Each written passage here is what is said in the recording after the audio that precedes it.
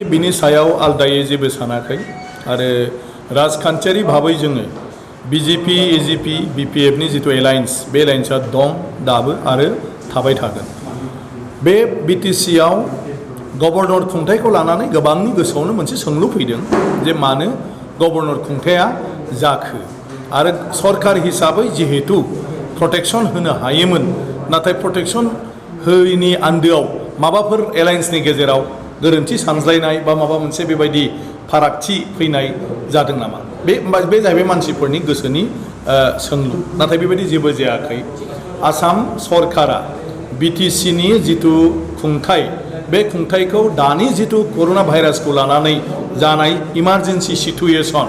बे सिटुएसनाव जिहेतु इलेक्शनखौ फाथिथ'नो हाया ओंखायनो भारत संबिधाननि 6थि सिडुलाव थानाय जिथु पेरा 2 बिनि साबक्लज 6A बिनि जिथु प्रभिजन बेवहाय दं जे जुदि मोनसे इमारजेन्सि डिक्लारेशननि थाखाय बा सिटुएशननि थाखाय 5 बोसोर कमप्लिट जानायनि उनाव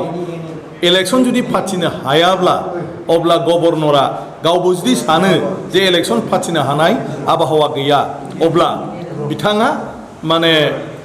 खेबसेयैनो 1 बोसोरनि थाखाय थाखानाय सरकारखौ एक्सटेनसन खालामनो हायो आरो जुदि बेबायदि परिबेसा थाबाय थायोब्ला इमारजेन्सि टाइमा थाबाय थायोब्ला आरो 6 दाननि थाखाय एक्सटेनसन खालामबावनो हायो। बे प्रभिजना दङ आरो बे प्रभिजन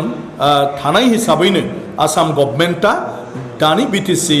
माने जिथु खुंथाय बे खुंथायखौ एक्सटेनसन खालामनांगौ होननानै गभर्नरनो साजेसन हरदोंमोन। अदेबानि गभर्नरा बे परिस्थितियाव गावनो खुंगोन होननानै बिथाङा गाव माने डाइरेक्शन हरो आरो बे हिसाबै गभर्नरनि खुंथाया जादों। बे हिसाबै जोङो बिपिएफ हान्जानिफ्राय जोंहा बेवहाय गभर्नर खुंथाय खालामनाय मानाय बेवहाय जा बुंनांगौ जेबो गैया मानो अलरेडि जोंहा 5 बोसोर कमप्लिट जाबाय। इलेक्शन कड अफ कन्डाक्टआ अलरेडि सोलिगासिनो दङ गतिके बे समाव गभर्नमेन्ट थानाय थायै एखे बाथ्रा गतिके गभर्नमेन्ट थानाय थायै जिहेतु एखे बाथ्रा ओंखायनो जोंहा बेवहाय बुंनांगौ जेबो गैया। नाथाय जि मोनसे जोंनि संबिधानिक प्रभिजननि गेजेरजों गभर्नरा बे बिटिसि खुंथायखौ गावनि सिङाव लांदों बे खुंथाया बिटिसिनि बेलायाव जिथु 6थि शेड्युलाव लिरनाय दं बे मथे बियो बेयाव प्रयोज्य नङा। बिटिसि खुंथायखौ गभर्नरा गावनि डिसक्रिशनारि पावारजों बियो जेबो माने बेबस्था लानो हाया। मानो होननानै बुङोब्ला 6थि शेड्युलाव गभर्नरनि जिथु माने मा होनो डिसक्रिशनारि पावार बियो पेरा 20BA बेवहाय स्पष्ट भाबै लिरनाय दं जे कार्बि आंलं आंलं आरो एनसि हिल्सआवसो बिथाङा गावनि डिसक्रिशनखौ बाहायनो हायो बिटिसिआव हाया। आरो जुदि बियो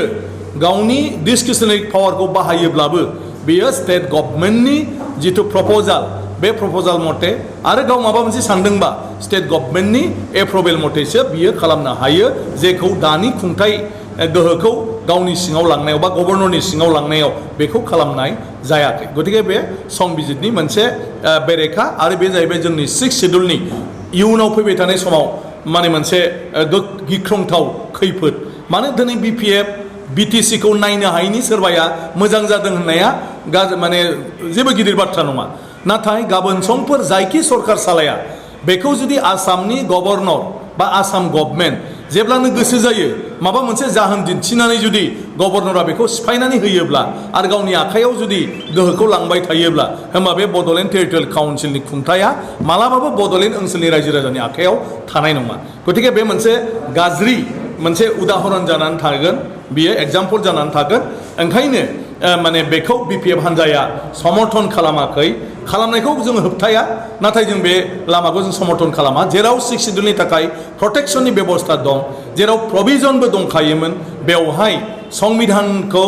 मानिया जासे संबिधाननि खान्थिखौ सिफायनानै बेवहाय जि गभर्नरनि सासनखौ जाबसिनदों दा बियो फैबाय थानाय समनि थाखाय मोनसे गिख्रंथाव आरो बिनि थाखायनो बेखौ माब्लाबाबो जोङो समर्थन होआ बिपिएफ हान्जानिफ्राय। दा बाथ्राया जोंहा जेबो गैया। बिनि बेलायाव माखासे आइनज्ञ मानसिफ्रा आइननि जायफ्रा गोरों गोराफोर एक्सपार्टफोर दं संबिजितनि जायफ्रा एक्सपार्टफोर दं बिथांमोना डिबेट खालामगासिनो दं आरो कर्टआवबो जोंहा नेर्सोन बर' आरो जगदीश माने मा होनो सरकार होननाय सानै व्यक्तिया बेवहाय कर्टआव पिटिसन होदोंमोन मेया आरो बे दिनै कर्टआव फैबाय आरो दिनै फैनानै कर्टआ बेखौ एप्रिसिएट खालामदों जे बियो एकदमबारे खुब सिरियास आरो इम्परटेन्स मोनसे बियो साबजेक्ट गतिके बेखौ माने जिखिनि जुक्ति जुक्तता होदों बेखौ सरकारनिफ्राय माबोरै डिपेन्ड खालामो अब्ला सरकारनिफ्राय जोंनो एसे प्रिपेयार जानो टाइम हो बेखौ नायनो टाइम हो होननानै दिनैहाय कर्टआव सम बिदों आरो बिनि थाखाय फैगौ 5 तारिखआव फिन लाफिननाय जाबाय 5 तारिख मेआव कर्टआव बे बिटिसिनि गभर्नर रुल जाबसिननायनि बेलायाव आयेनगत भाबै जेखौ माने संबिधानाव दं माने बे मथे जायाखै होननानै जि माने बेवहाय पिटिसन होनाय जादों बिनि सायाव बिसारा माने फैगौ 5 तारिखआव कर्टआव जाफिनबावसिगोन आरोखि गतिके बे माने एक्सपार्टफोरनि बाथ्रा आरो कन्स्टिटिउसन मथे जागोन बेखौ कर्टआ जाजमेन्ट होगोन जे बियो राइट नंगौ ना नङा गतिके बे कर्टआव थाहैबाय आरो जोंनि मथेब्ला आरो जों कनसाल्ट खालामनाय कन्स्टिटिउसनेल एक्सपार्ट आरो लिगेल एक्सपार्टफोरनि मथेब्ला बियो कुनु पद्धे माने राइट नङा बियो भायलेसन खालामनाय जादों अदेबानि बेखौ नों आं बुंनानै जों फाइनाल डिसिसन होनो हाया सरकाराबो हाया बेखौ कर्टआसो होगोन ओंखायनो कर्टआव नेर्सोन बर' आरो जगदीश सरकारनि केसनि सायावनो जों निश्चय बे बाथ्राखौ मोनसिगोन दिनै गभर्नमेन्टआ बिथांमोना टाइम बिबाय आरो कर्टआ बिसोरनो 5 तारिखसिम टाइम होबाय गतिके फैगौ 5 तारिखनि गेजेराव जों माबा मोनसे मोनसिगोन बे बेलायाव बाखि जों बिपिएफ हान्जानिफ्राय लुबैयो जे बिटिसिआव गभर्नर खुंथाया मालाबाबो मोजां जानो हाया गणतन्त्र मोनसे हादोराव बे सुबुंजों खुंजानाय मोनसे सरकार जोंनो नांगौ सुबुङानो दानाय गतिके बे हिसाबै जोंहा जिहेतु इलेक्सन प्रसेसा जाखाबायमोन रावबो इलेक्सन फाथिनाङा होनाखै विशेष बे कर'ना भाइरासखौ लानानै जि मोनसे इमारजेन्सि माने सिटुएसन जाबाय बिनि थाखाय खुंनो हायाखै जों दा इलेक्सन कमिसनखौ खावलायदों बिपिएफ हान्जानिफ्राय जेसे हागौ थाबैनो हायोब्ला मे दाननि गेजेरावनो इलेक्सनखौ फाथिनांगौ रायजोआ जाहाथे गाव लुबैनाय बायदि भट होनानै माखासे जाय देरहाबोगोन बिथांमोननि दारै मोनसे रायजोनि प्रतिनिधि दारै सरकार मोनो आरो जाय सरकारजों माने बे बिटिसि ओनसोलनि गांनाय उखैनाय जौगाखांनायनि थाखाय मोनसे हाबाफारि लानानै खामानि मावनो हायो आरो बेखौ दिनै आसाम गण परिषदआबो बिदों बिजेपिआबो बिदों आरो जोंहा बयनिख्रुइ माने मख'नांगौ बाथ्राया जाहैबाय इउपिपिएलनि मानगोनां इउजि ब्रह्म